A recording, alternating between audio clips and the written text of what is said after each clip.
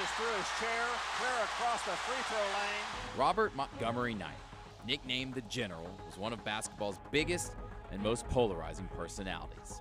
A strict, no-nonsense coach on the court, Bob Knight didn't mince words off the court either. I'll handle this the way I want to handle it now that I'm here. You it up to begin with. Now just sit there or leave. I don't give a what you do. Now, back to the game. After graduating from Ohio State University, Knight enlisted in the Army to help lead their basketball program. He was the Black Knights head coach for 6 seasons before accepting a job to coach at Indiana in 1971. Under the General's leadership, the Hoosiers won 3 national championships, including the undefeated 1976 season, which remains the last men's college basketball team to not lose a game all season. Knight also led the USA to a gold medal, coaching Michael Jordan and the rest of the men's basketball team at the 1984 Olympics in Los Angeles.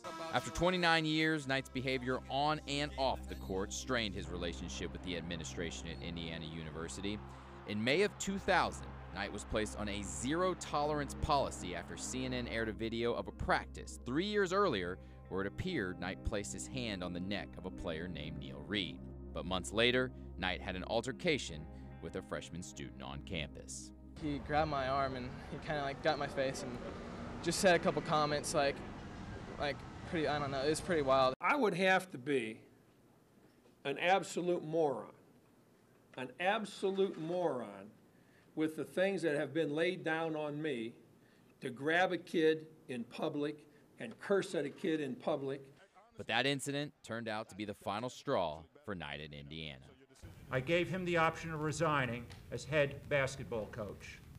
He declined, and I notified him that he was being removed as basketball coach, effective immediately.